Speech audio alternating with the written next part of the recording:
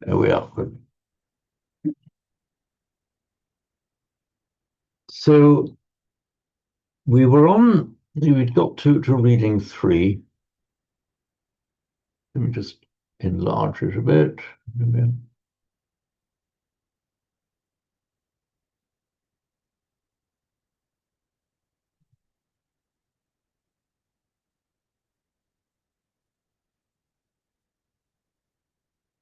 So we had, as best I recall, done the first sentence of it, but I'll read it out slowly anyway. And no, actually, I won't. I'm going to ask. Who am I going to ask? Shalaka.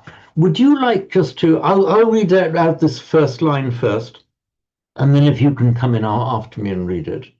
It's Michhadittikassa bhikkave anupanna cheva akusala dhamma uppajjanti uppanna cha akusala dhamma vepullaya samvattanti. Now, would you like to read it, but with this lovely Marathi way, in your native Marathi, Shalika? Okay, sure. I'm going to try.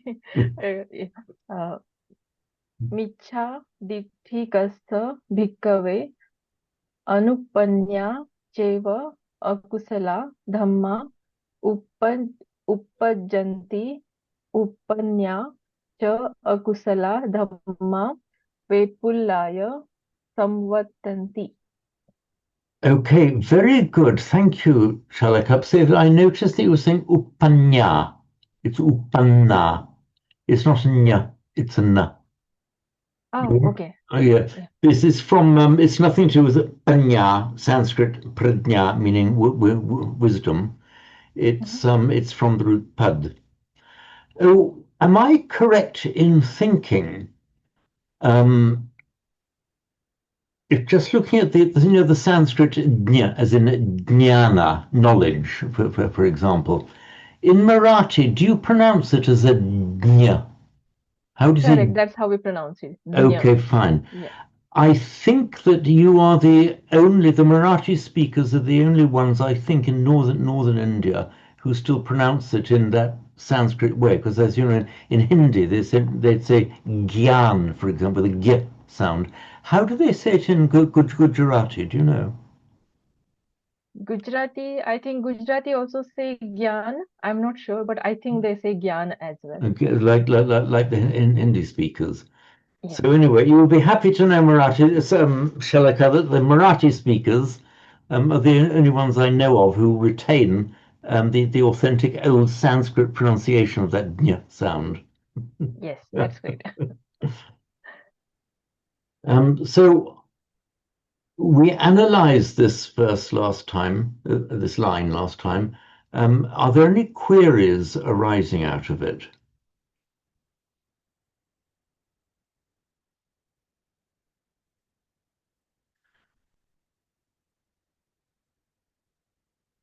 And now we know what upna means. It means arisen. This is a word that we'll see again and again as time goes on.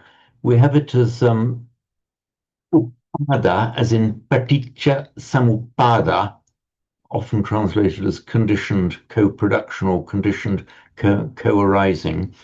It's from the Sanskrit utpad, pad to go, utpad, meaning to go up, therefore to arise, to come into existence. It makes a verbal noun. Let me just call up the iPad for you. Is the iPad up? Okay, good.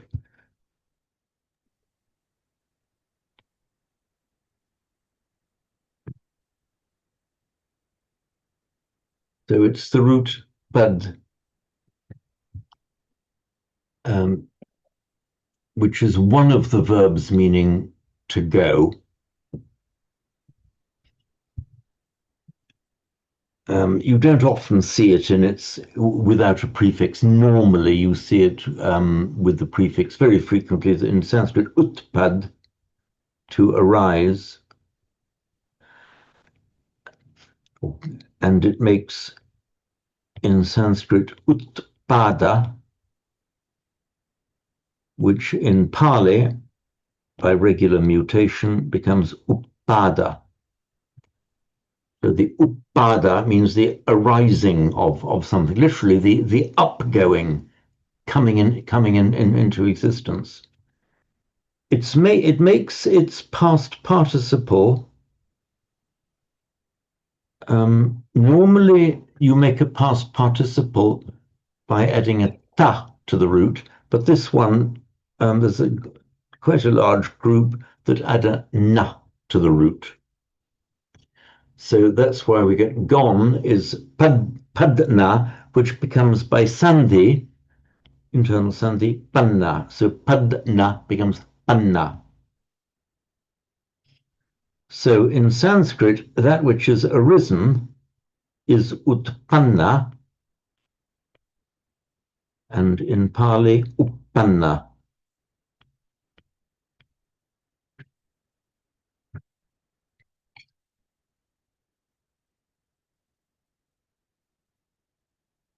And it's that same utpad that we see, as I said, in that very well known, indeed central to Buddhist doctrine, paticca samuppada, one which is translated as conditioned co-arising. So are you all comfortable? So what's happened here?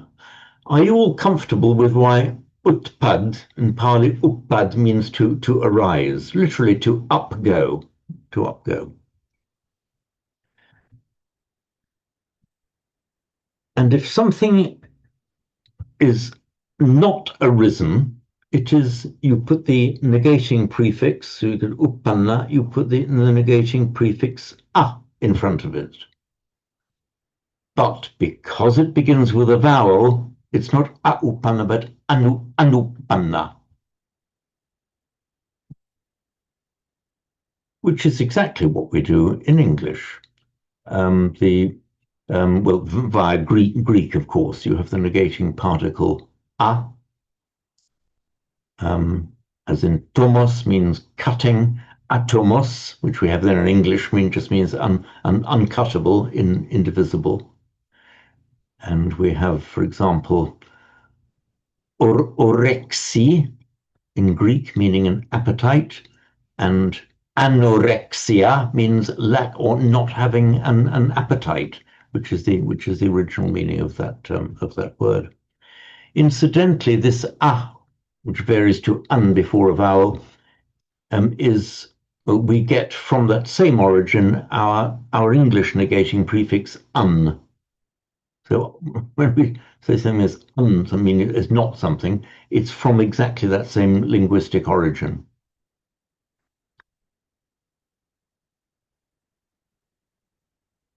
Pull up the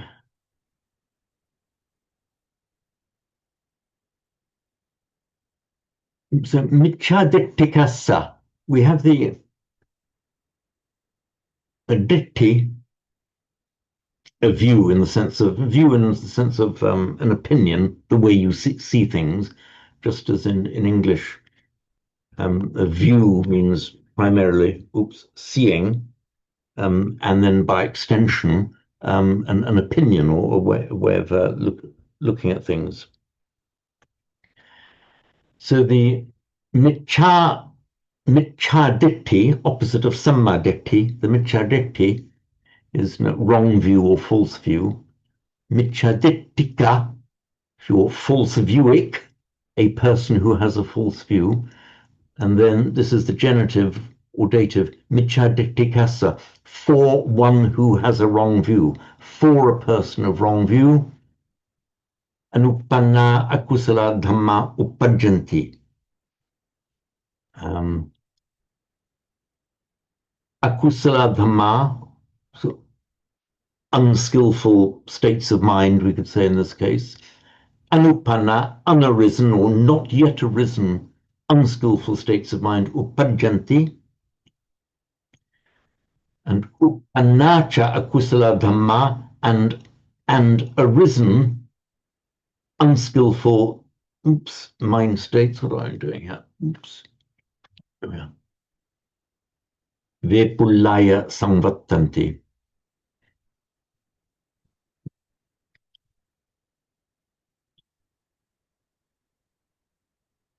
Did I explain samvattanti last time round? I can't remember. I did. Okay, right.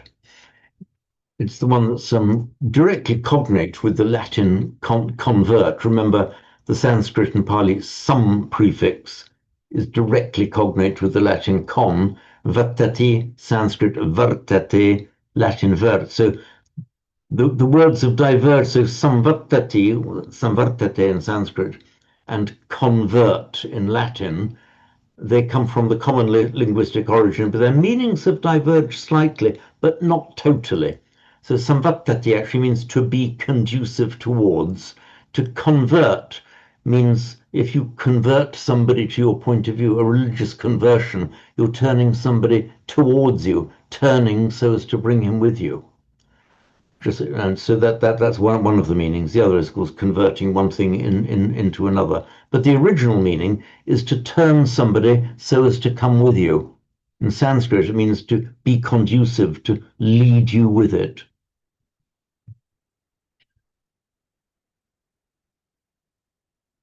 And did I explain vepullaya? So it means to, have I lost it here? To increase or plenitude.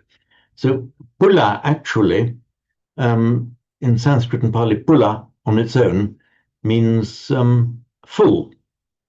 It's directly cognate with our English word full. Pulla, full, and in Greek, pleos, and in Latin, plenos. So vipulla is filling out, expanding. So akusala dhamma vepullaya samvattanti. The unskillful states proceed towards fullness. In other words, the unskillful states get worse. They fill out. They increase.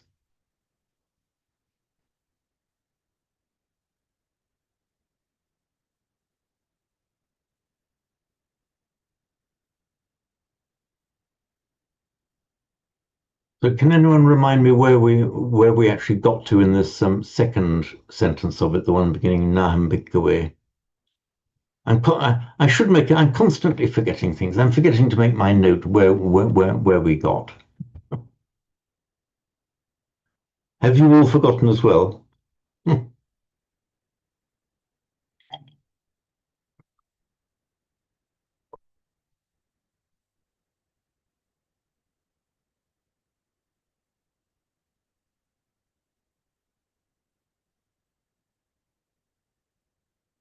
Now, Jen, is that extended digit a signal to me that you got it?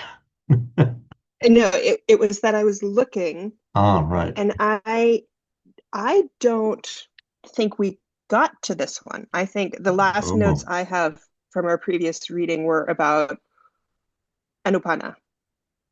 Okay, right. So we'll can start off with this one then.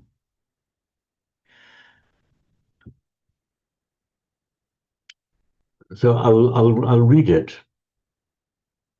Naham bhikkhave anyang ekadhammampi samanupassami yena anupannawa akusala dhamma uppajjanti uppannawa akusala dhamma bhiyo bhavaya vepullaya samvattanti yathayidam bhikkhave michhaditti मिच्छादित्तिकस्य भिक्खवे अनुपन्ना चेव अकुशला धम्मा uppajjanti uppannā ca akusala dhamma bhiyo bhavaya vepullaya samvattanti. So this verb samanupassami, and it's negated na aham samanupassami. Samanupassami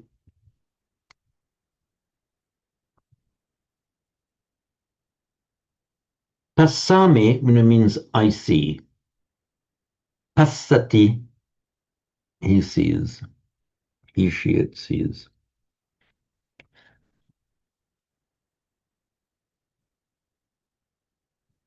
Anupassati, it's the same verb with the prefix in front of it.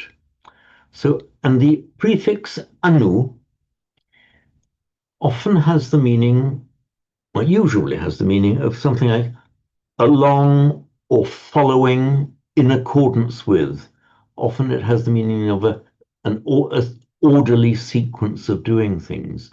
So anupassati, literally to see along, that is not just seeing, but considering and looking at a whole lot of things. You're like considering your whatever is in your field of view. That's the anupassati. There's some prefix. You can very often have two or even three, occasionally, but not often four. But very commonly, you have two prefixes in front of a verb. Here you've got some anupassami. So anupassami, I can consider some anupassami suggests the culmination or completion of the process of considering.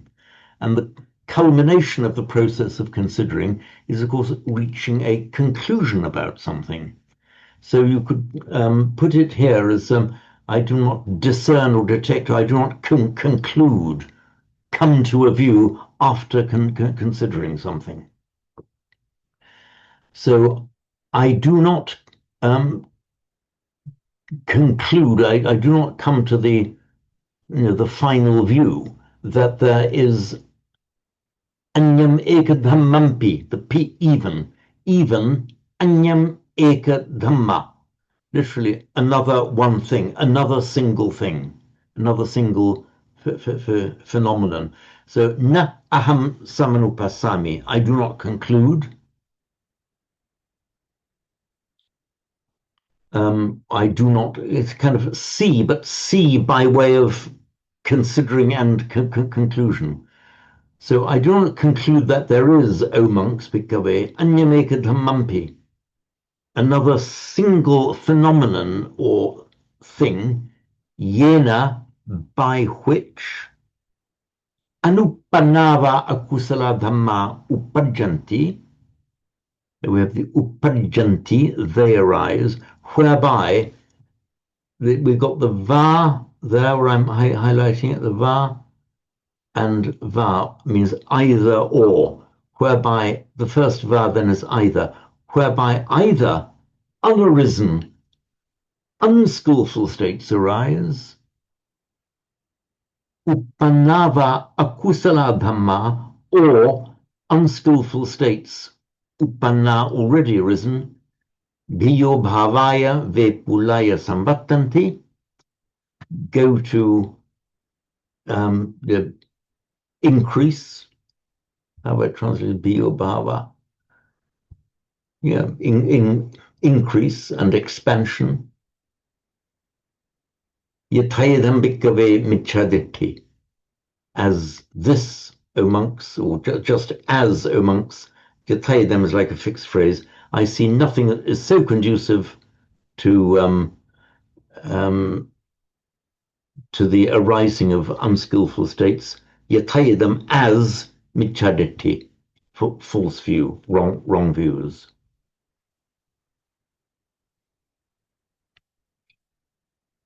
There's some biyo, by the way. It's just we have the an adjective in Sanskrit and Pali, bahu or bahula, meaning much. In Hindi, it's bahut, just the same word, but with a t at the end. Do you have it in Marathi as well, bahut? Meaning much. No, bahut is not in Marathi. Okay. But bahu is called used for plenty. Okay, so that would have that same meaning, bahu, plenty. Biyu is just an irregular comparative of it. Just as in English we have much and we don't say mucher, we say more. So that, more is kind of like the irregular comparative. So to biyo bhavaya, to more being, to being more, that is to increase, increase or expansion. And the michadittikassa bhikkhave, and the next sentence now, just listen to me reading it, and you should be able to get it without any problem now, because it's going over the same ground again. Michadittikassa bhikkhave anupanna cheva akusala dhamma uppajjanti uppanna cha akusala dhamma bhiyo bhavaya vepullaya samvattanti. So hopefully by now this is just going into you and you're understanding it without actually having to translate it. Note, by the way, we've got bhiyo bhavaya vepullaya. It could have been, you can often leave out a cha when you're using two words. If you were saying I'm doing A and B and I saw two categories of things A and B, you'd have to use cha. Whereas here you've got two nouns, bhava and vepulla, which are used in a kind of synonymous way. You're using virtual synonyms just for a kind of literary effect. When you're doing that, it's permissible to omit the cha, and the cha is omitted here. So if it had been said biyo bhavaya cha, vepullaya cha, one thing and another, that would have slightly more of the sense as if he was separating those two things, biobhava and vepulla, as if they were two separate things. Since it's used here without the cha, just the two words just placed next to each other, it's almost as if the kind of thing that is being described is best described by putting these two words together as a single idea. It's not a very precise science where you can leave out the cha, but that's broadly the idea here. Todd. It seems like that has a kind of intensifying effect. I mean, especially thinking about how oratory works. Does that seem right? It is. I mean, we can do the same kind of thing in English, and we can say what you are doing is bad, wrong, and wicked. Bad and wrong and wicked. What you're doing is bad, wrong, wicked. So you don't need to put the and there. It's exactly that effect you were saying, the intensifying oratorical effect. And it's not as if there are any exact rules for it. It's just it's a matter of style. But if you just get yourself into the flowing oratory of the Pali, it's just the same way as getting yourself into the flowing oratory of English. It is a matter of style and perception of the speaker and the impression that the speaker wishes to convey.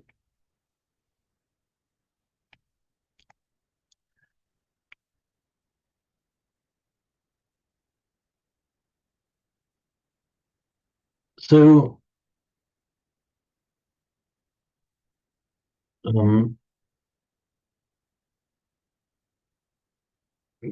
Jen, do you feel inclined to recite for us just this part down to the first full stop, which is as I've highlighted there?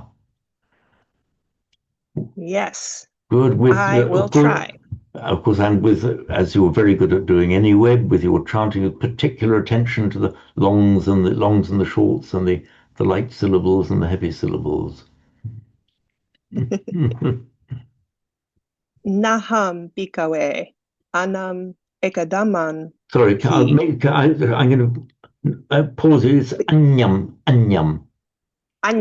You're making the reverse error that Shalika made. It was uppanna, but Shalika said uppanya, but this genuinely is anya. Mm. Anna, by the way, Naha. means food, but anya is a very common word meaning other. Okay. So yes, sir, proceed. Naham bhikkhave anyam ekadamam pi samanupasami yena anupanna va akusala dhamma upajanti upanna va akusala dhamma bio bhavya vipuli Bhavaya. bhavaya Mhm. vipulaya samvatanti yaha yah yahata No, yatayidam. yatayadam bikawe michaditi. Right, okay, fine. One thing got to be very careful of is that the A and O are always long in Pali and in Sanskrit. So we've got a tendency to say eka. We have to say eka, ekadammam. And also, what was the other one? Is this one is because we've got the stress here on the pull. The English speaker would tend to say vepul, but we've got to make it wrong. The vepul, they're both vepulaya. This also be careful about the doubling of consonants. So upanna, not upana, but upanna. Manna. Upanna, and you've really got to hold it. Upanna. Okay, very good. Thank you, Jen.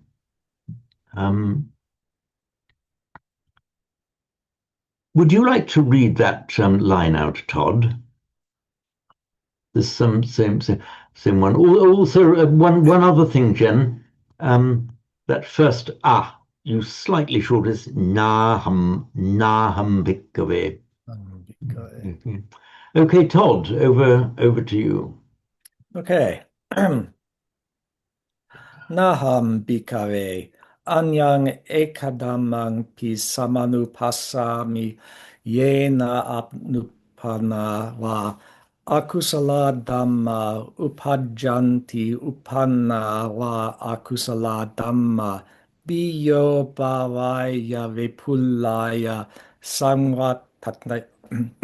sangvatanti yatayidang bhikkhave michaditi. Wonderful, very good indeed. Yes, that was a nice flowing rendering.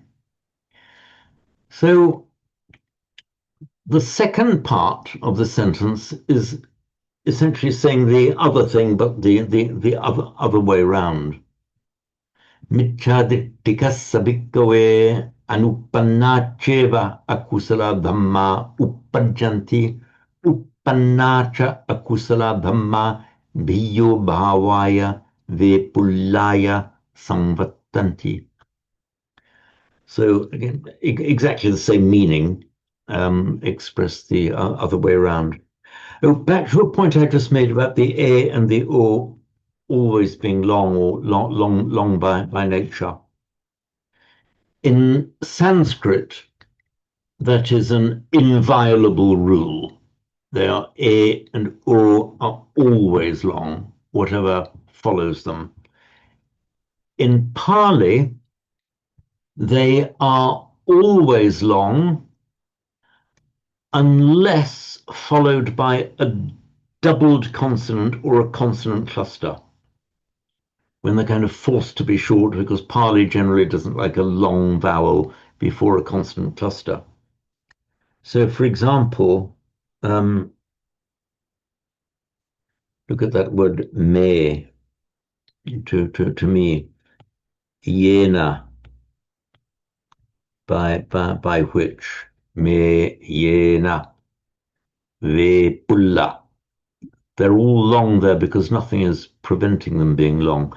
Where, however, you get an A followed by a doubled consonant or a consonant cluster, it's pronounced short. So, for example, the word metta is in Pali, it's pronounced as a short e. If that word were Sanskrit, in fact, it's slightly different, it's Maitri. But if this word were Sanskrit, it would still be pronounced long. The e would still be pronounced long, even though followed by a double consonant. It would be pronounced metta. But in Pali, it just can't quite do metta, so it seems metta. And why do we not then mark if an ear can be long or short? Why don't we mark it as long? The reason is you never need to, because you always know whether it's long or short, because it's always long unless it's forced to be short because it's followed by a doubled consonant. So rule is it's always long unless it's forced to be short, as in metta. So in other words, the difference is not phonemic. By phonemic, I mean they are regarded as different sounds of the language with a different meaning. Let me give you an example of a phonemic difference. The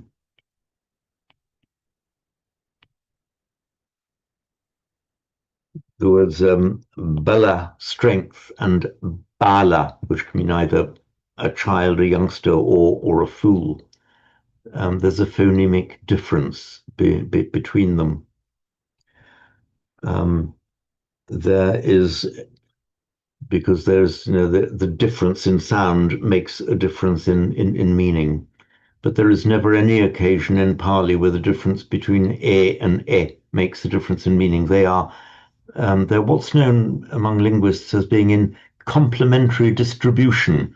It means the native hearer hears it as the same sound, but will pronounce it differently in different places. Since there is no such thing as a meta with a long a in Pali, it's not heard as a different sound. I'm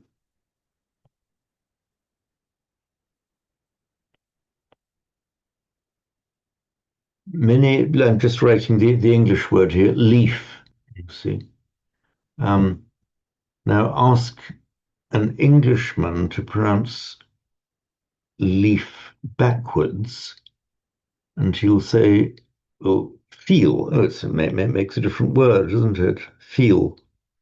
I'm talking about standard Southern English here. Leaf and feel.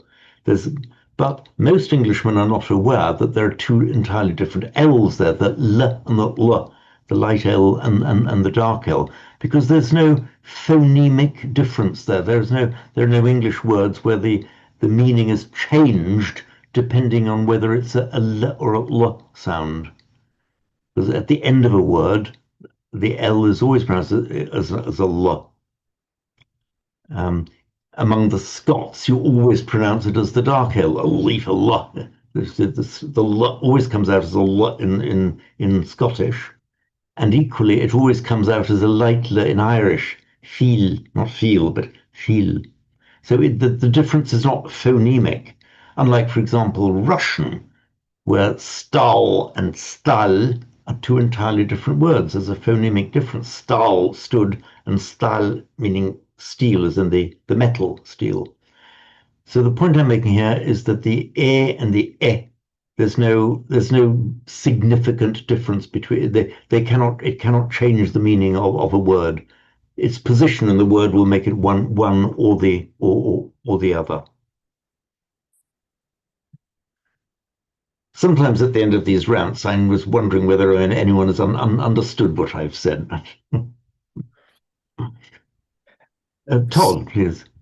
So, as I'm trying to pronounce that myself, it seems like the difference between the light L and the heavy L is that the light L, the tongue hits the velar ridge, and the heavy L, the tongue hits the back of the teeth. And it's a slightly different shape inside. Sorry, did I say I should have said the dark L, the light L, and the dark L is Oh, sometimes dark called. L. Yeah. Yeah, you did Um, say dark L. I'm sorry. just Okay. Right.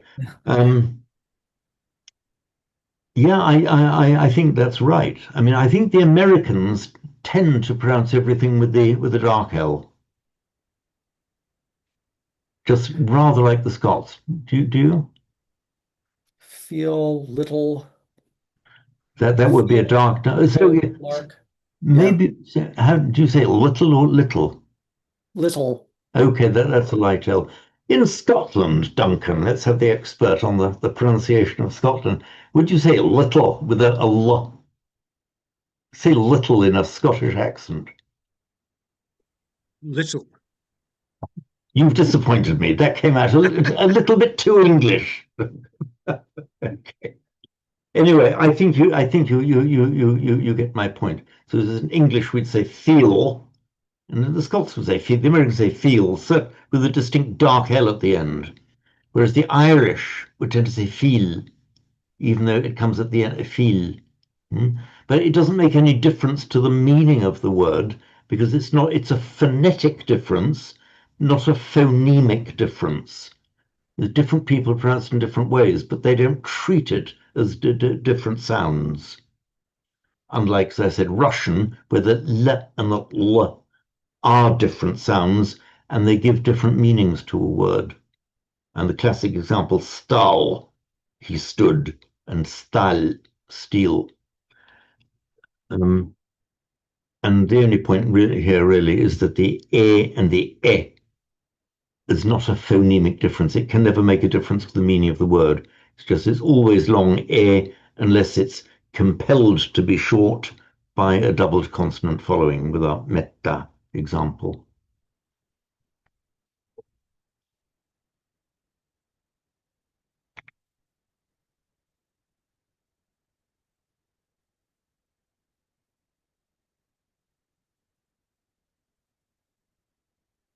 So we can move on to the next paragraph.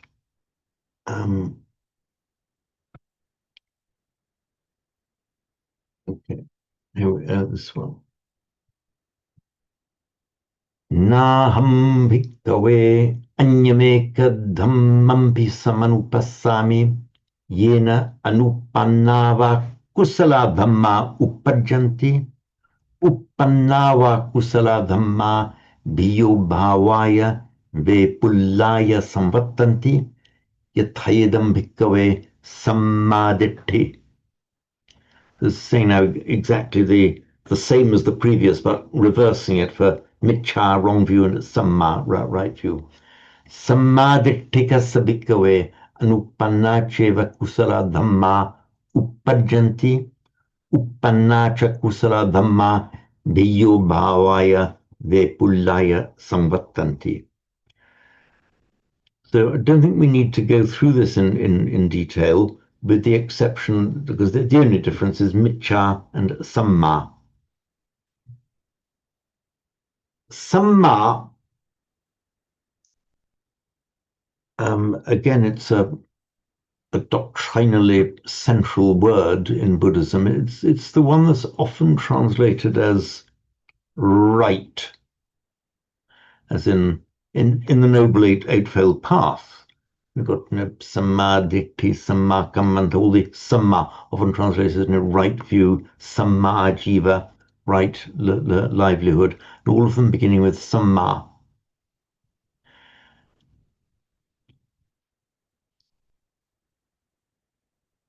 Now,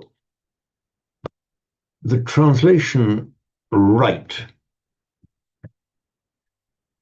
is like so many translations of these key words, it gets a little bit of it. I can't say incorrect translation, no, but I do say it is an incomplete translation and falls very far short of conveying the meaning of the word samma. So I will take a few moments just to explain the richness of this word samma. despite its simplicity, it's actually quite a complex word. And I promise you, hang on, is that a rash promise? No, I think I can, with reasonable confidence, promise you that a bit of attention to this will pay good dividends to you. So let me call up the iPad again. So samma.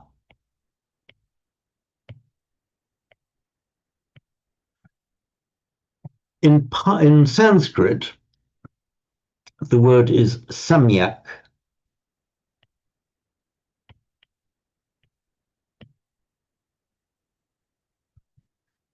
The Sanskrit samyak, by normal standard phonetic mutation, mutates to samma in Pali. Firstly, because the mya of the samyak will mutate to a double M. Sat will say the same. Pali words, with the exception of Pali words don't like ending in consonants. So if you get something as an ak in Sanskrit, they would just change it to a long a in Pali. So it's samyak, samma. And it is a combination, this innocent little word, a combination of three elements. Sam plus I plus anch.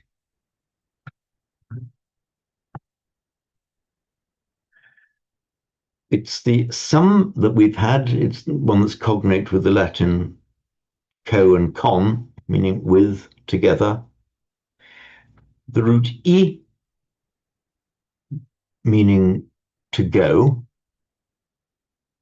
There are several verbs meaning to go in Sanskrit and Pali. I is one of the root I. And anch, meaning to fold or to bend, to curl itself round something. This root I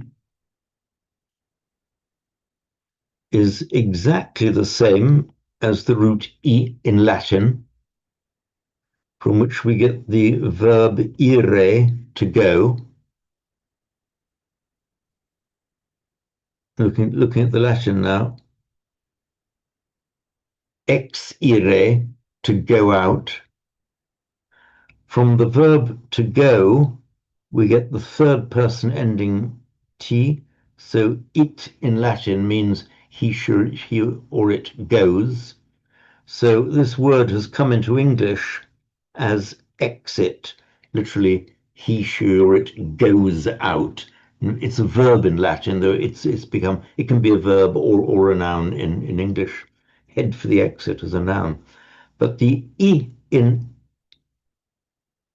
exit, and the same in transit, for example, is the same I, meaning go, as the Sanskrit and Pali root I. It's that same one. So some I anch, together go fold. What is that meant to mean? So this word anch, meaning folding or bending, very often there's a mutation from a ch to a k, between ch and k, between nouns and verbs in Sanskrit and Pali. So anch. So okay, let's just stick this anch for a moment. And at the end of a word, a ch has to mutate to k by sandhi. So a Sanskrit word can't end in a ch. A root can, but the word can't. So it becomes ak. So anch becomes ak. Now this anch, it turns up in Latin as angulus, which we then have in English as angle, something, the bends, the angle of bend. It also, interestingly enough, turns up in English as ankle, because the ankle is the very versatile, bendy joint at the bottom of the leg. So our word ankle is directly etymologically related to the same root, anch and ankh in Sanskrit. Incidentally, if you are wondering why do you get this k mutating to a ch, yujin yoga, anch, ankh, we have remnants of exactly the same in English, where we have the ch and k split between nouns, like verb to speak, noun speech, verb to break, noun breach. And equally, we see it in drink and drench and stink and stench. The ch, we often find them coexisting in different parts or different forms of the same verbs and nouns. So the anch then means bending or folding. So some anch, going together, folding together. In other words, a harmonious unity of something, meshing together, harmoniously meshing together, like in a harmonious order. Very much the same kind of idea as the old Confucian and Taoist idea in Chinese of the Tao, meaning the way, the harmonious, ordered way, the idea of harmony. So this samyak, so this sam-i-anch becomes samyak in Sanskrit and samma in Pali. So within that little word, you've got all this idea of the harmonious coming together, the harmonious meshing together. So when in future you see this translation right view, remember, okay, but there's much more to samma than just right. It's this harmonious order. So the sammaditthi then is a ditti, a view, a form of seeing things that is in harmony with the Dhamma. It's right in that particular sense. It's harmoniously right, in accordance with the Tao, in accordance with the Dhamma. Am I pronouncing that right, Chen Hui? Thank you. Thank you.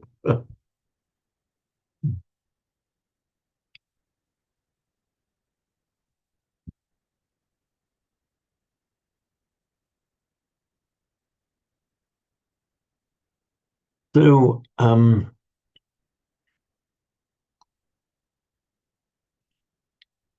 Duncan, do you feel like doing a recitation of the part that I've this part here? I would prefer not to. I will never force anybody.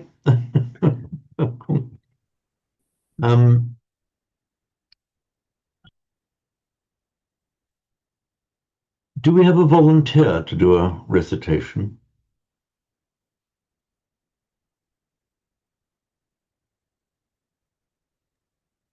I don't mind doing.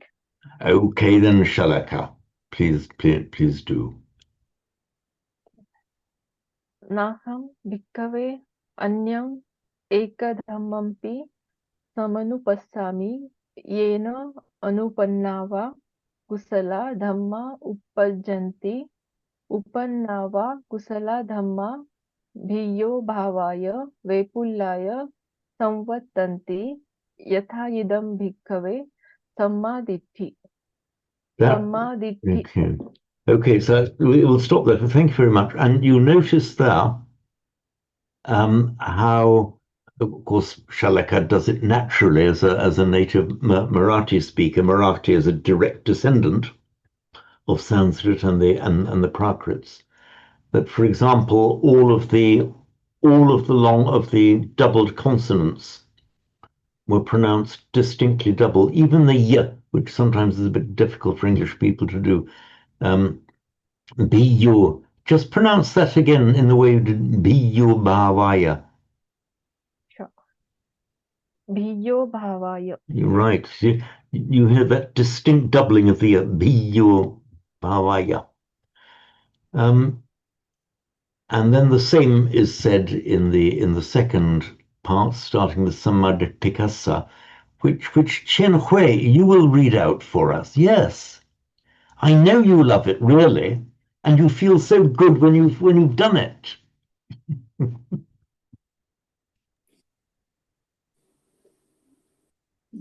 Naha So just there's some second line now. I'll read it out first, and then you read it. Please. Sammadittikassa bhikkhave anupanna cheva kusala dhamma uppajjanti uppanna cha kusala dhamma biyo bhavaya vepullaya samvattanti. Sammadittikassa bhikkhave Bhikkhave. anupanna sak Now remember that the letter C is always pronounced as a ch. It's just the way we do it. So cheva. panacha a That's cheva. jeva Hmm. kusala dhamma upajjanati Uppajjanti. upajjanti Yes, exactly. So good. upanna sa Remember cha. Upana cha. upanacha kusala dhamma biyu vaya Vyubhavaya. biyu bhavaya vupula Remember vepullaya. vepulaya samavattanati Sorry. Samvattanti. Samavattantati It's not the samma. It's samvattan. Samvattanti. Very good. You see, you are improving rapidly, Chen Hui. Thank you for that. Thank you. So we're just on 8 o'clock now, so we'll have our usual 15-minute break.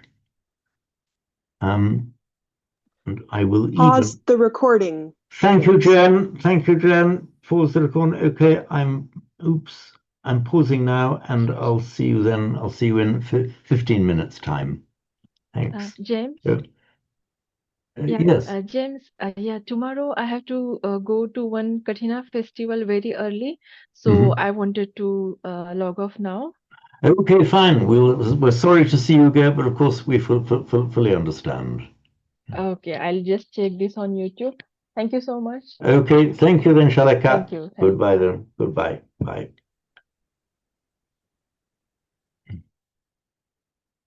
Pudding. Right. One very distinct advantage of moving to the system of 1 week on, 1 week off is that I will feel much less bad about asking you to do bits of homework in the meantime. You see, yes, Jen, homework. I'll mention those in the because in the usual update emails that I send out. And one thing that it could be particularly useful, there will be many things that will be useful for, but in this particular lesson, rather than now go through just every single word of reading 3, where we see the typical Pali style repetitions, I'll ask you just to go through and to formulate any questions or doubts that you have, and I'll put this in writing, but I'll be particularly inviting you just to go through, not mentally translating, that it might be impossible to avoid that for a bit, but just try to feel the meaning of the Pali from the inside. But no, I'll put all this in writing to the group in the email, which will probably go out to tomorrow. So what we can do now is look at a bit of the grammar, for which we will be looking at the Garan Karunatilaka.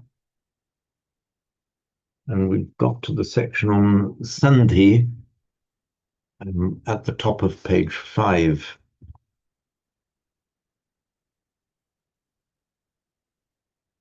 So Sandhi, can you all remember very precisely my explanation of Sandhi and why it means what it means?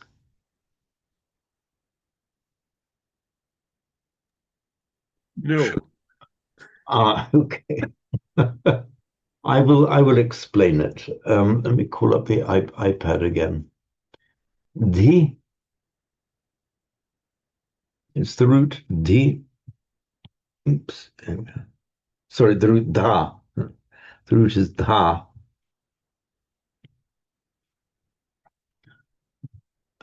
Meaning to, basically means to put or to place.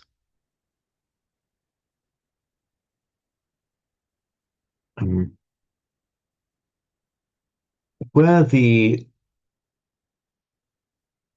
root da appears at the end of a compound or as a noun at the end of a compound or verbal root with prefix, it actually turns up as the.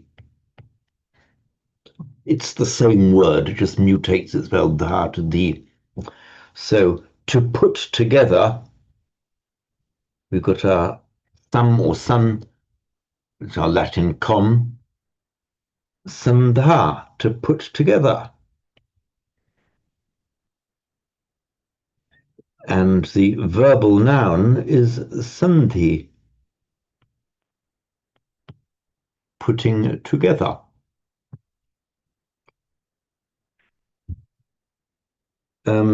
This root dha in Greek is classically, in modern Greek it would be pronounced thi, but in classical Greek te, the root te. It's that same word dha in Sanskrit, te in Greek, meaning to put or to place with the same meaning. So sandha, sandhi in Greek becomes, sun becomes a sun in Greek, the becomes a te. It's the same word. Of course, in English, we make it into synthesis.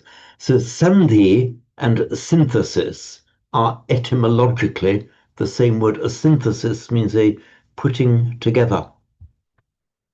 So sandhi, putting together. And as a grammatical term, it refers to changes in sound that occur when one word meets another, or when an ending is joined to a root.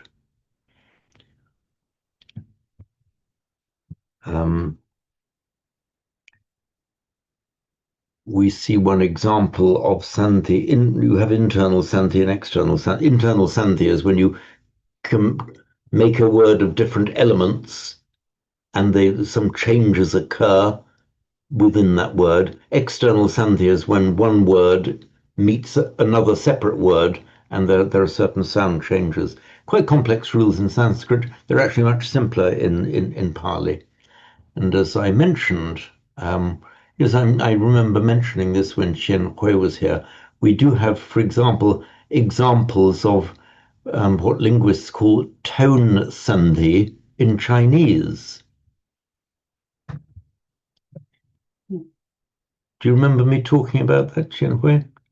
Tone sandhi. Let me give you. Everyone knows the Chinese for how are you, ni hao. Literally, you good, meaning are you well, ni hao. Now, ni hao.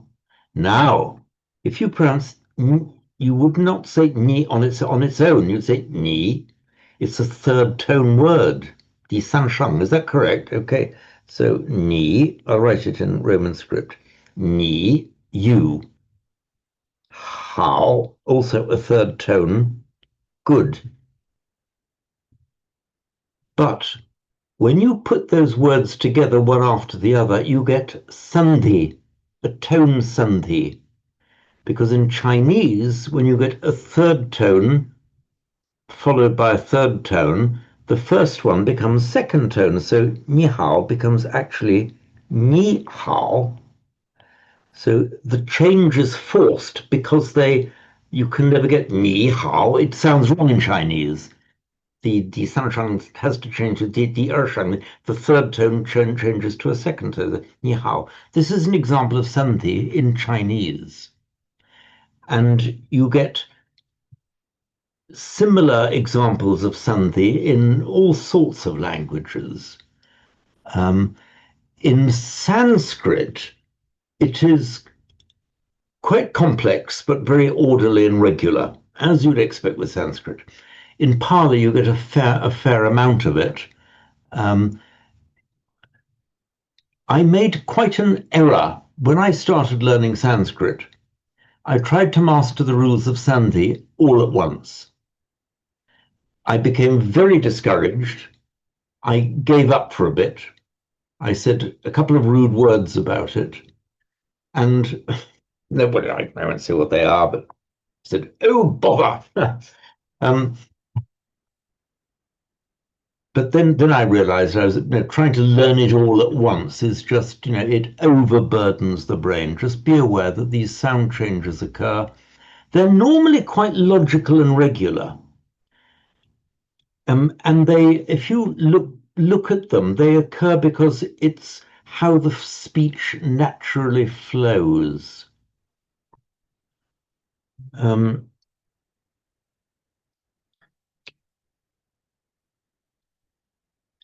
We've seen some simple examples here. We'll just look at some simple examples here. I'm looking at the top of page 9 of the Karuna textbook. When two words or parts of words come together, one or both may change in shape at the juncture. That's at the point that they meet. Technical term for this is sandhi. So just explains sandhi and synthesis, putting together are etymologically the same word. Within a word, it is internal sandhi. Between words, it's external sandhi. So, for example, we've seen this, the root pad, and it makes its past participle not with a ta, but with a na. And as we've seen, we see the same phenomenon in English, actually. Most past participles in English are made by adding an ed to a word, but very frequently, with a lot of irregular verbs, it's an en that we add, not an ed. We say spoken, written, driven, you see. Flown, known. So a lot of our past participles in modern English are formed with an N rather than an EED. Exactly that same phenomenon is seen in Sanskrit and Pali. So this root pad plus na, so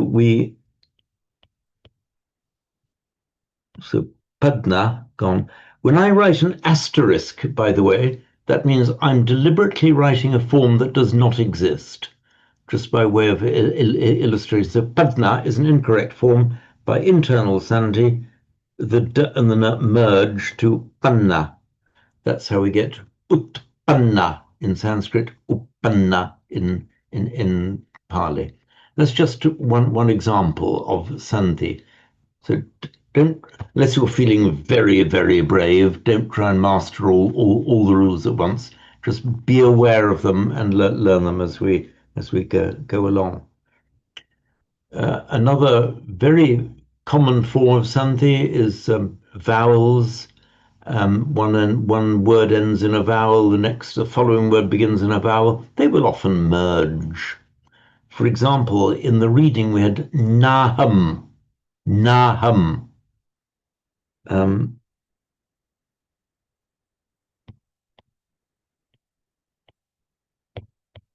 The naham is actually a merger of na plus aham.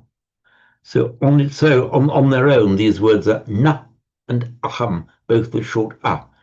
Put them together, and they just merge into one. Naham, naham.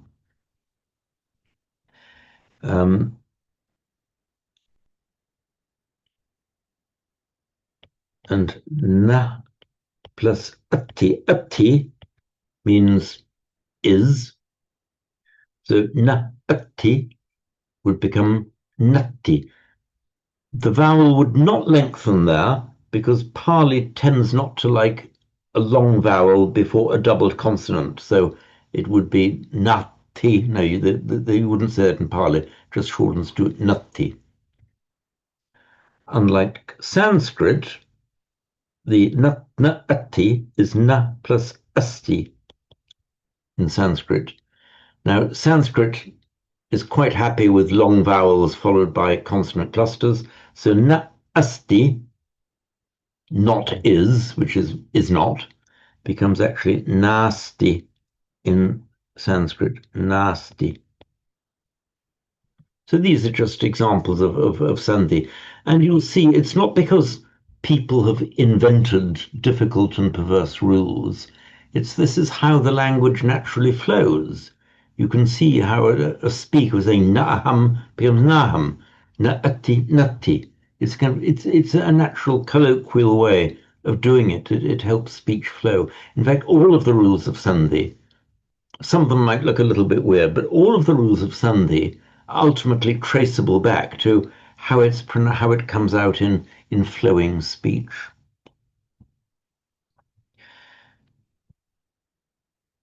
By the way, on this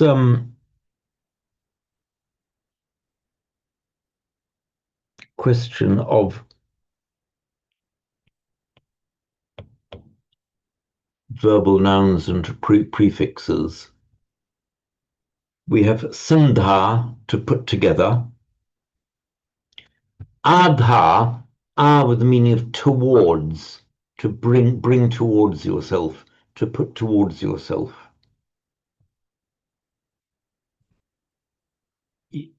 So you have sandhi, adhi, which probably very rare, it doesn't exist on its own, but have both prefixes together, and what happens?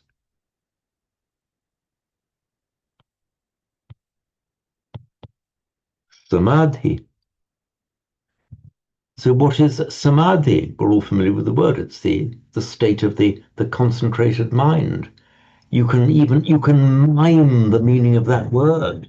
The sum is the gathering together, towards yourself, and placing. It is the gathering in and the placing into the center of the scattered mind, the gathering into one, the samadhi. So you can actually mime the word. Come, O scattered mind, gather you in towards the center and place you there, place in stillness.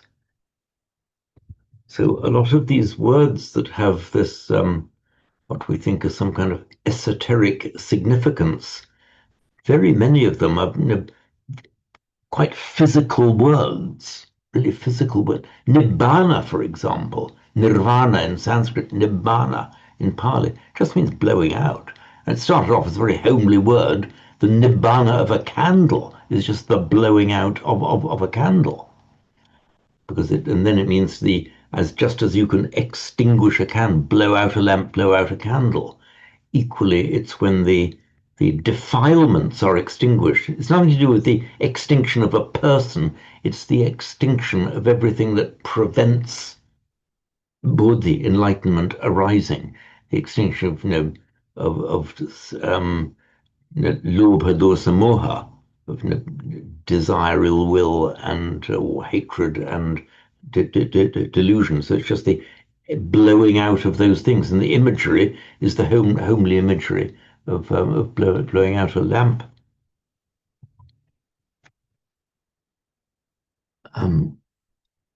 So look at the second paragraph here. That's near the top of page 9. So in Pali, external sandhi is not thoroughgoing, unlike Sanskrit. Those of you who have acquired and looked at the pages dealing with sandhi in MacDonnell's Sanskrit grammar will see that there are several pages of rules about it. The bad news is that it looks like an awful lot to take in. The good news is that in Sanskrit it's done in a very orderly and regular way. So there's quite a lot of rules to learn, but once you've learned them, the language always follows those rules. Pali shows many of the signs of being a colloquial language. Pali is basically a colloquial form of Sanskrit. It wasn't even written down for about well, in the form that we now know it, until something like 400 years after the death of the Buddha. So this is just an ordinary oral tradition in a colloquial language. So Pali is not thoroughgoing. In other words, sometimes it does sandhis, sometimes it doesn't.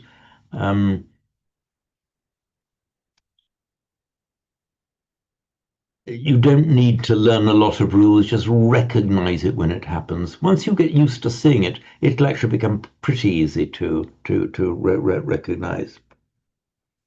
And it says in Pali, it generally affects only closely connected forms, so two words coming together in a word group. In Sanskrit, it will routinely affect every word in an entire sentence.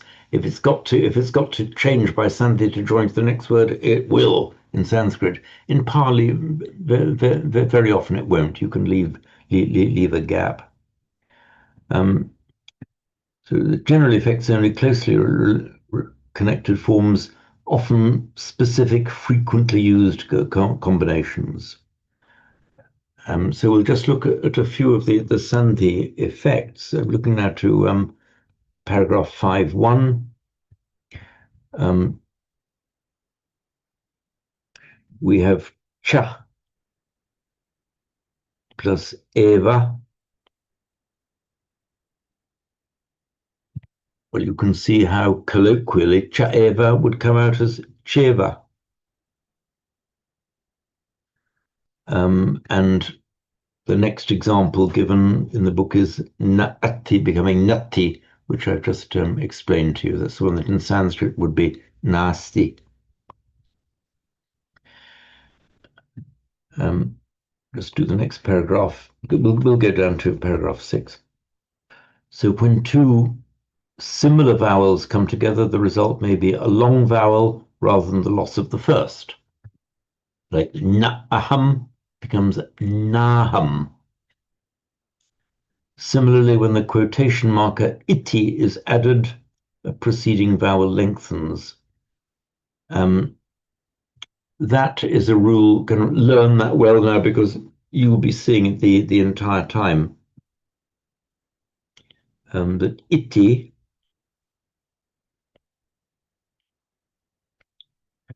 means thus, and it is most commonly used at the end of a quote when you're quoting what somebody has said. It's an end of quote marker. Some confusion and ambiguity can arise because you don't in Sanskrit and Pali mark the beginning of the quote, only the end of the quote. So there can be a certain ambiguity as to what comes before ti, how much of it is an actual quote, and how much of it is not actually quoted. It's normally pretty obvious what is meant, but not always. You've just got to work out. So this iti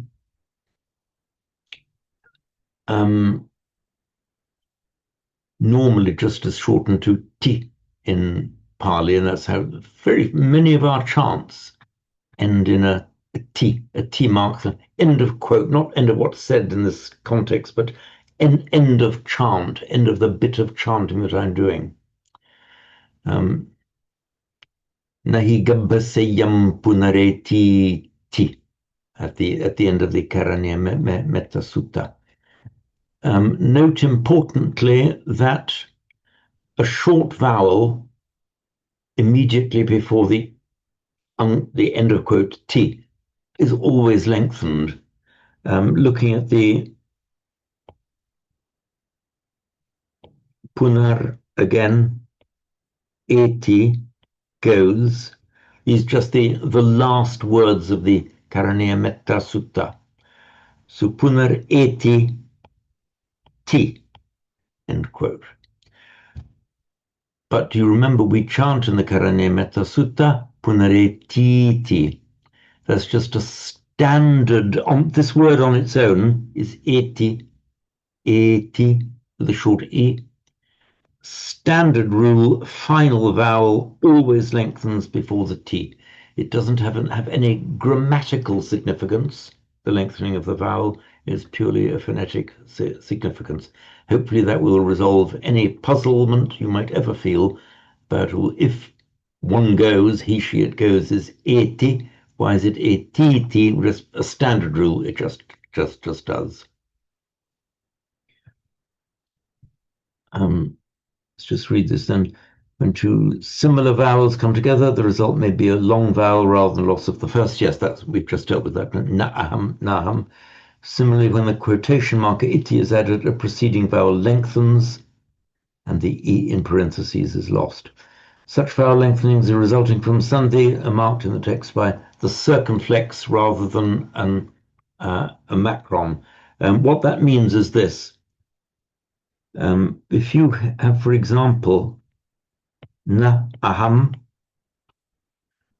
not I, by sandhi it becomes a long vowel, naham. However, in some edited texts, this long R will be written with a circumflex accent. This circumflex accent, by the way, is not reflected in any of the Indian scripts. There's no equivalent in the Devanagari or in the other scripts in which Pali is commonly written, notably Thai, Burmese, and Sinhala. This circumflex instead of the long R is purely a device to assist students studying it in the Latin script. It has no other significance. It just represents, so this R here with the circumflex, the circumflex accent is a warning, a reminder to you that this R is the merger of two vowels, na'aham, naham.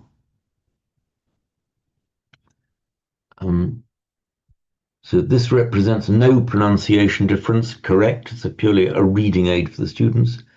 They read the same, but it will make them easier to identify and help looking up forms. It says, when the student progresses to texts as usually printed, this aid will not be available. Correct. But hopefully he will be by then accustomed to the types of sandhi found. And then the two examples that we've just discussed are given here. Na'aham to naham and samvattati iti to samvattati iti. Now, a phenomenon you'll see again and again, it's when a nasal, that's our subdotted M here, precedes another consonant, it may assimilate to it and become the nasal produced in that position. We do it automatically in English, in Pali and Sanskrit, and this is reflected in the various Indian scripts. They write it as a different vowel. So, for example, if you write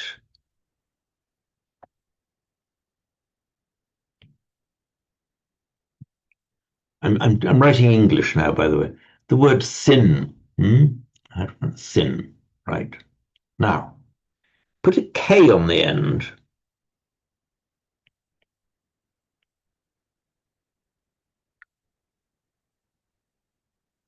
A lot of English speakers may be unaware of what they're doing, but we don't say sink, it's sink. We automatically change the N sound to a N with the following K, sink.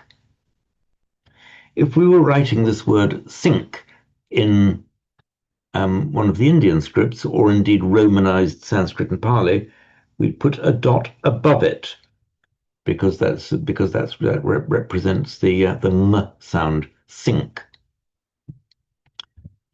It's that same sound that we, for example, in the bhujangas, the factors of enlightenment.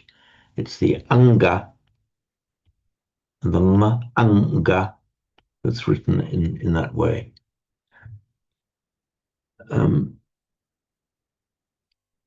So when you get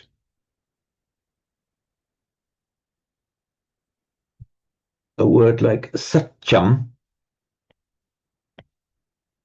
which means truth, we have the Arya Satchani the noble truths. Or, as Peter Harvey has ingeniously translated it, the truths for the ennobled ones. But we needn't delve into that. So satyam. So let's say we get a quote ending in satyam, unquote ti, that can become satyanti, because the m will automatically become a n before a t. We do that in English as well. For example, we look at our English word stand. If you change that D to a P, we wouldn't say it right as a stamp with an N, because that couldn't happen. That becomes a stamp. So that's what's happening there in English is the nasal, the n or the m and the ng, are changing to be the same as where the next consonant is. So we say stand with a n, d, stamp with a m, p, because they're pronounced at the same place. And sink with a ng, k. The difference is that these different nasals are represented in the script in Sanskrit and Pali. And for example, we have the nya, for example, anya, nya sound, and jnana, anya meaning other. We've just had it in this text. Jnana, knowledge. When we get the word five, which is a pancha, we write that tilde sound over the n because it's a slightly palatized sound. Pancha, not pancha or pancha, but pancha. So the n is slightly palatized before the following sound ch. Basically, all it means is that the nasal, be it m or n or n or n or nya, is pronounced at exactly the same point where the tongue is when the following consonant comes out. So we say stamp, stamp. The mouth automatically goes for the m to the same position where the p will be coming out. When we say sink, the tongue automatically goes to the same position as where the k will be coming out. Sink, stamp, sink. The same phenomenon occurs in Sanskrit and Pali. So that's his. It's difficult for the English here to hear the difference between the nya of pancha. It's very distinct in something like anya, panya, with a vowel following. It's pronounced like the Spanish, the Spanish N with the tilde, very similar. But you can hear that slight distinction. Pancha, pancha. Now, if you have satyam,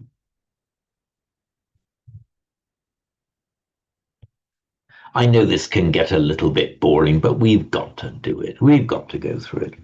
So satyam plus cha can either be written in that way, just satyam cha, or it's permissible, and you will very often see it written like that.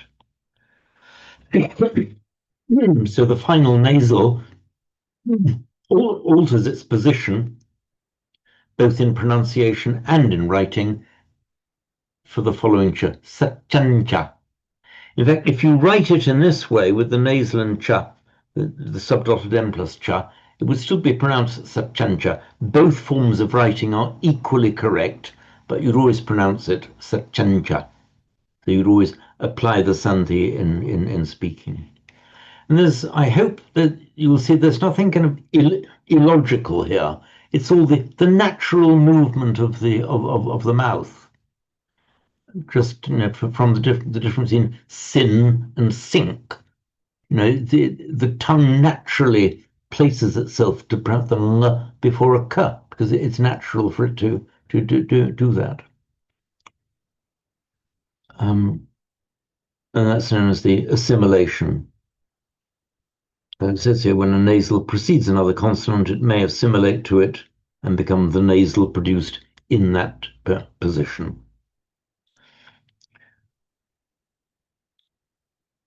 So I'm proposing to just leave the grammar at that point and go back. Don't look too pleased, Jen. I mean, I know it's a bit okay. You were just being honest, weren't you? You were just being honest.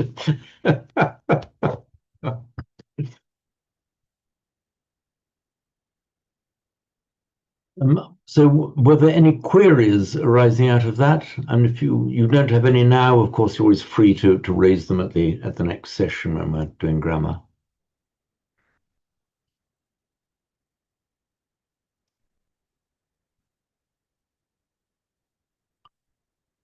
In which case, I say don't rush to the query. You've got plenty of time. Next time we can do it.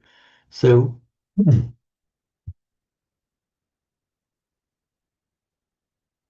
I said we can skip over this. I'll just read it through once. Actually, this experiment. Oh no, we haven't done the word parihayanti, have we? No. Parihayanti, to dwindle, to disappear, to go away. It's I'll read it through and then explain. So naham bhikkave, that's naham bhikkave. Anyam ekadammampi samanupassami yena anupannava akusala dhamma nupajjanti. That's na upajjanti, nupajjanti. Uppannava akusala dhamma parihayanti yathaidam bhikkave sammaditthi. Sammaditthikassa bhikkave anupanna cheva akusala dhamma nupajjanti. Uppannacha akusala dhamma parihayanti. Basically saying for a person of right view, unskillful states do not arise. In other words, fresh unskillful states do not arise, and existing unskillful states dwindle away, fade away, are destroyed. So parihayanti. The root there is ha. Again, you'll quite often see this root. The root ha just means to abandon, or to be abandoned, to lose, or to get lost. With the prefix pari, it doesn't really. Most prefixes will actually alter the meaning of the word. Sometimes you have a prefix like pari, which may be just an intensive. It doesn't really alter the meaning. It's just an intensive. So parihayanti, they get lost, they disappear. It makes a past participle. You would expect, I'm putting an asterisk here because this is not an existing rule. From ha, you'd expect to see hata, but it's not hata. It's slightly irregular. It is hina. Hina. As in Hinayana, Mahayana, and Hinayana. So the basic meaning of this past participle is lost, but also can mean defective or diminished, lesser, inferior. That's why the expression Hinayana is often viewed as a pejorative expression. Sometimes, I mean, it can be misused, but it's in opposition to the Mahayana, the great vehicle, and the Hinayana, which could be translated as the lesser vehicle. Sometimes people use Hinayana as if it's synonymous with Theravada, which is in fact an error. It's not. In fact, even within the Mahayana, people talk about the Mahayana practice and a Hinayana practice. The Mahayana practice basically is one which embraces all beings, the bodhisattva vow, that you vow not to enter nirvana until all beings are released. That is the Mahayana. But within that same tradition, even among the Tibetans, for example, they will refer the Tibetan equivalent of Hinayana to a monk who's doing a practice that does not involve the vow to liberate all beings. It's just a vow to liberate, or the endeavor to liberate himself. So don't fall into the mistake, which I think in our Sangha we wouldn't anyway, of referring to the Theravada as the Hinayana. So that is the origin of the word Hina, from this root ha. And it means, as I say, to abandon. You can abandon a vice, or you can abandon delusion. It's often used in the sense of abandoning some undesirable quality. And in this context, it's this undesirable undesirable quality is parihayati, in plural parihayanti. They are lost, they dwindle, diminish, are destroyed. So the akusala dhamma parihayanti, unskillful states, are diminished, are destroyed even. The prefix pari, it's exactly cognate with the Greek. It means around, but here it's just used as an intensive. It's exactly cognate with the Greek peri, meaning around, which we have in English. The perimeter, which we pronounce as perimeter, means the around measure. The pericardium is the membrane that is around the heart. So we have a lot of words in peri that mean around, and it's a direct reflection of the Sanskrit and Pali pari. You talk about the students who will sit around the master. Pariupasanti in Sanskrit. Pariupasanti will go up and sit around him. So as I say, in this particular context, it doesn't mean around. It just means it could have that slight sense of all around you. You see them dwindling away. All of these undesirable qualities all around you dwindling away. But here it's more just as an intensive.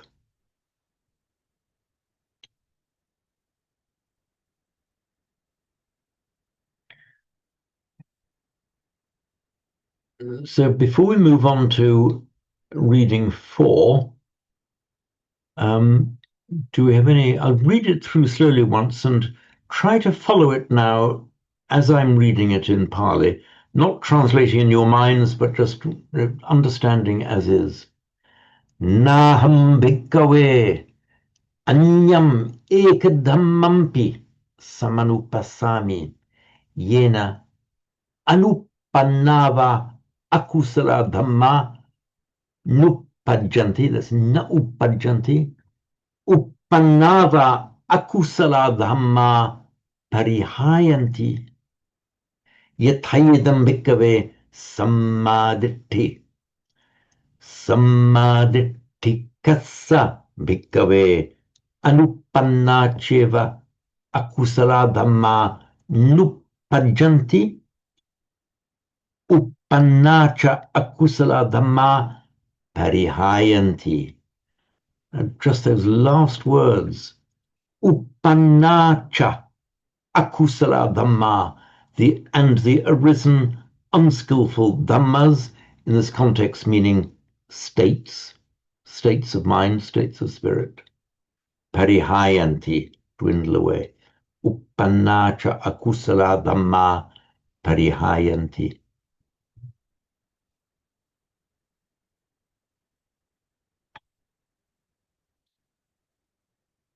So does anyone wish to say anything before we move on to reading 4?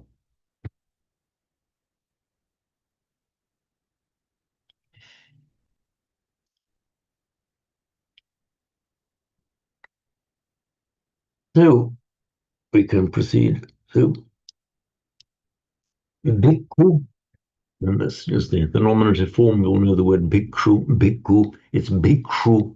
in Sanskrit and bhikkhu in Pali. Bhikkhu anupannanam papakanam akusalanam dhammanam anupadaya chandam janeti. This anam is the genitive plural ending. So we have the word chanda. First of all, bhikkhu, shorten it to bhikkhu chandanjaneti. The bhikkhu generates a desire. This word chanda, that I've highlighted here, means a desire. It's not quite the same as kama. Kama tends to mean the sensual desire in a way that is distracting and bad for the progress of the monk or anyone on the path. By contrast, chanda is morally neutral. You can have a good desire, or you can have a skillful desire or an unskillful desire. So the chandam, or the chanda, that has arisen in you to learn Pali, to deepen your practice, is a skillful chanda. It's a skillful desire. It's a bit like the word mana that we had in the Karaniya Metta Sutta. Mana can often be translated as pride, but you can have a skillful pride and an unskillful pride. A skillful pride is a sense, yes, I can do it. It's a belief in oneself to achieve a noble purpose. That is a skillful kind of pride. So equally, you can have a skillful desire, chanda.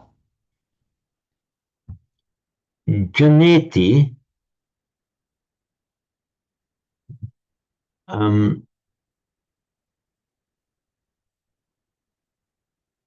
is from the root jan. It means to give rise to or give birth to. Let's just look at this root jan.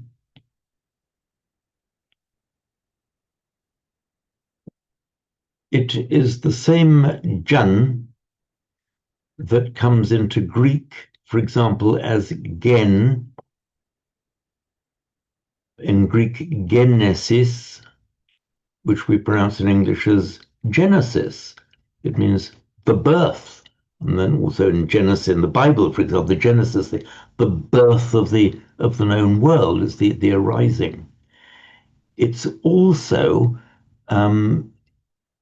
the same word as in generate, and Latin generatio, generation. Who had a generation of people, all people who are born to all those sets of parents that become the next generation. So generation originally meant giving birth, and of course producing, as in electricity generation, for example. The is from that same root, jan. And a causative form that put an ayati, janayati, means to cause to be born. Janayati in Sanskrit, and this ayati ending, this is like a causative ending, becomes janeti. So when you see this eti ending, it's the same as the ati, but it tends to have a causative form. Janeti, causes to be born. Bhaveti, causes to be nurtured. So janeti. So it like creates, causes to be born, creates, gives rise to. So chandanjaneti. Oops, here we are.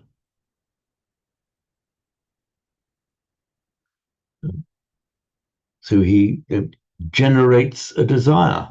We could say that so when we say generates a desire, we're using exactly that same root in English from Latin as chandam janeti, it's that same jan. A note here on the pronunciation, the words that I've highlighted, that is how you would normally see it written in Pali, and it would follow that spelling in the scripts in which Pali is typically written. in the Theravada countries, so notably Thai, Burmese, and Sinhala. You write the final nasal there with the subdotted M. On its own, it would be pronounced Chandang, but with the following J, as I say, it's pronounced Chandanjaneti. You still write it with a subdotted M, but you pronounce it as Chandanjaneti. Doesn't terribly matter if you get it wrong, but it's nice to get it right, particularly if you're chanting in unison with people who do know how to pronounce it. So Chandanjaneti. So it's written, sorry, it's pronounced as if it were spelled like this, with that Chandanjaneti, as I've written it there. But in fact, you just write that subdotted M, but still pronounce it as Chandanjaneti. And again, there's nothing complicated about that. It's how the mouth normally wants to articulate these sounds anyway. If you don't get it right the whole time, it doesn't terribly matter. It'll come easily. So Chandam Janeti, he generates a desire for what? If you generate a desire for something, that would be put in the dative. And here we have it, the dative ending aya, which you will remember from the table on page 5. That is the table that I said to you all you must learn so well. You just internalize it so it becomes part of you. This is the aya ending. And the Buddha taught for the hitaya, sukhaya of people, for the hitta, for the welfare, sukhaya, for the happiness of people. That's that same dative ending. So what is anupadaya? Well, we already know that word. We've got the root pad, the upada, the arising, as in paticca samuppada, the upada. This is the non-arising. It negates the noun. So Chandam Janeti, he generates a desire for anupadaya, the non-arising. The non-arising of what? So the non-arising of, and everything that he generates a desire for the non-arising of, you of course expect to find that in the genitive, the arising or non-arising of something, a bit like in English. And sure enough, we have a string of genitives here. All of these 4 words are in the genitive plural, the anum, which is the signature of the genitive plural in nouns ending in a short a or a long a as well, actually.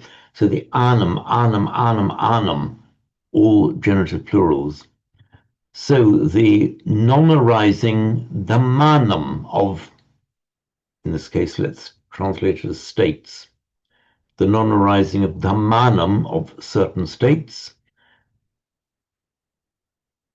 These 3 words preceding dhammanam are all adjectives describing what kind of states is he generating a desire for the non-arising of. So they are adjectives, and in accordance with the usual rule, the adjectives have got to, as grammarians call it, agree with the noun. So if the noun is a masculine genitive plural, as it is here, then all of the adjectives describing it have also got to be masculine genitive plural, which is what we see. That's why we have this series of anum. So we've got the dhammanam of the states in the plural, and the adjectives describing it all in the genitive plural as well, anum. So anupannanam of unarisen, uppanna, arisen, that which has arisen, anupanna, unarisen, something that has not arisen, genitive plural, anupannanam, of unarisen, something in the plural. similarly, papakanam.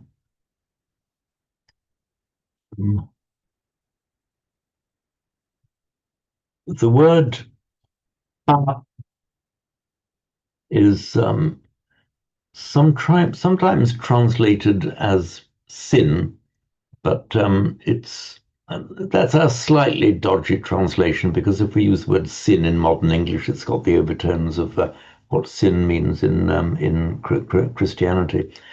Papa means just anything that's bad or wrong or evil or nasty. And the word papa itself, papa, is both a noun and an adjective. It's a noun meaning an evil deed or a sin, or an adjective meaning evil or sinful. But you can also add a k, and the end papaka, which is just a pure adjective, has the same meaning as papa. So how about translated? Papakana, evil, yeah. So papakanam, of anupananam, unarisen, papakanam, evil, akusalanam, unskillful, the manam states. So he chandanjaneti, he generates a chanda for the anupadaya, for the non-arising, of the dhammanam, genitive plural, dhammanam then described by these three adjectives, all in the genitive plural.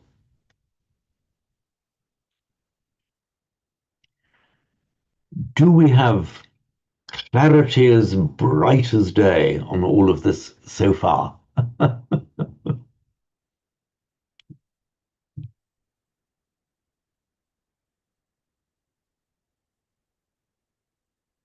I detect a slight hint of doubt in Jai's countenance, but I will leave it to Jai to raise any point he wishes. Next week, if you like, or the week after, rather, now, as you wish.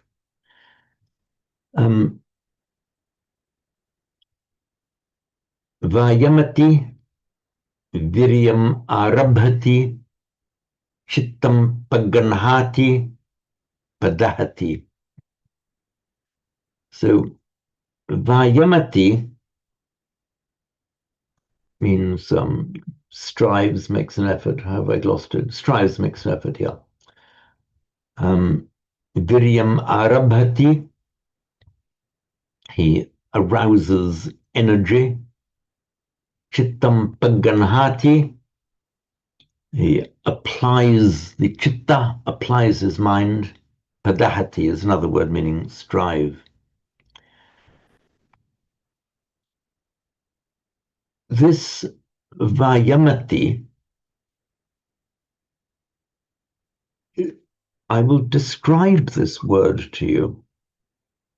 And it's a word that's like just beautifully constructed for the meaning of effort. Within the Noble Eightfold Path, we have the right effort, which in Pali is samma vayama. So vayama is the noun, vayamati is the corresponding verb, makes an effort. This vayama, just call up the iPad again. It's from our root yam,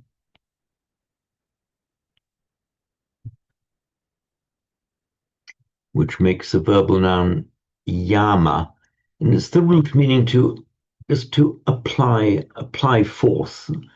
I can't remember whether it was this group I described as the application of force, not a striking or a sharp force, but the gentle force, strong but gentle, as you would use, for example, to lift a heavy weight. You aren't hitting it, but you are applying your force to it. Or to push something away. You aren't hitting it, you're applying this force, this yam force. So with the prefix a, the ayama is pulling something towards yourself. This prefix a very often has this dynamic meaning, of often with towards, dynamism towards you, a movement towards, ayama, pushing toward, pulling towards yourself. Viyama, the V is pushing away. So ayama, pulling towards yourself. Viyama, pushing away or stretching out. Remember the word viyama. Hang on, I'm going to Google. Got to be able to have. I'm miming these things. I've got to have. So the viyama is the stretching out. Viyama is a kind of exerting of an effort. Now viyama, the away effort, stretching out, stretching away. So that's the span of the arms is the viyama. And the Buddha said, here in this fathom-long body is enlightenment to be one in this viyama matte kalevare, in this viyama measured body. Now, the viyama is the pushing away, stretching out, ayama, stretching towards you. Put those two prefixes together and you get viyama, viyama. Both prefixes. So the viyama,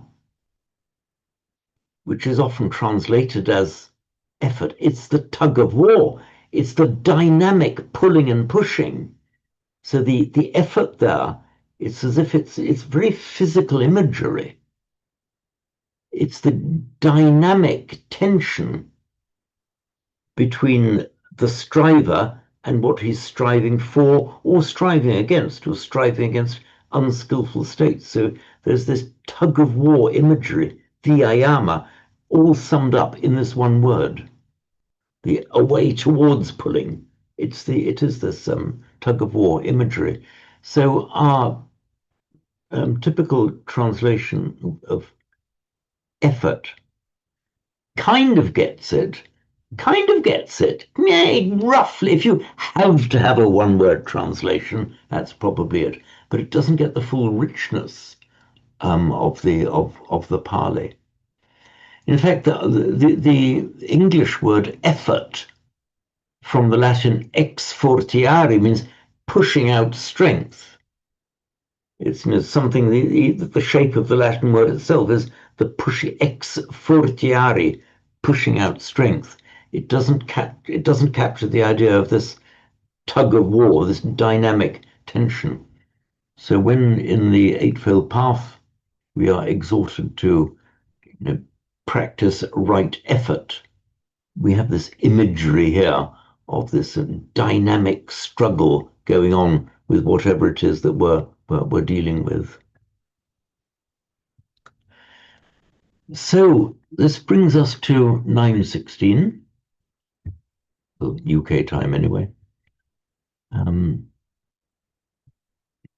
When we next meet, just to remind those of you who are not residents of the United Kingdom, that our clocks go back on the last Sunday of the month. So at 2 o'clock on the morning of the last Sunday of the month, clocks go back from 2 o'clock to 1 o'clock. But I'll do a note about that in the group email. So hang on, let me just oops, I'm doing that. So I will bid you all goodbye. Thank you for being with me. Our next meeting then, with our new week on, week off system, our next meeting now will be on Tuesday week. But I'll give you a note about it in the group email. Okay, good to see you, Charlotte. Okay. Thank you, James. Okay, thank you all then, and see you soon. Thanks then. James. Goodbye. Thank Okay. you. Bye. Bye. Bye.